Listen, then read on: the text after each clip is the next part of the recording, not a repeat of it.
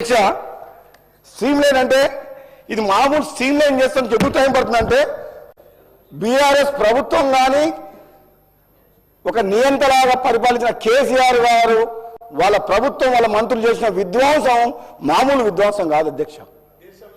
దేశంలో కూడా ఏ ప్రభుత్వం ప్రజాస్వామ్యంలో ఈ విధమైన నిర్ణయాలు తీసుకొని వాళ్ళకి ఎట్లా కరెక్ట్ అనిపిస్తే అట్లా నిర్ణయాలు తీసుకొని రాష్ట్రాన్ని ఆర్థిక పరిస్థితిని మొత్తం భయంకరంగా అధ్వానంగా సంక్షోభంలో నెట్టే విధంగా వాళ్ళ నిర్ణయాలు ఉన్నాయి అధ్యక్ష. కానీ గవర్నమెంట్ వచ్చింది, బాధ్యత ఉంది. కాంగ్రెస్ పార్టీ తెలంగాణ ఇచ్చింది, కాంగ్రెస్ పార్టీ పేదల పార్టీ, ప్రజల పార్టీ.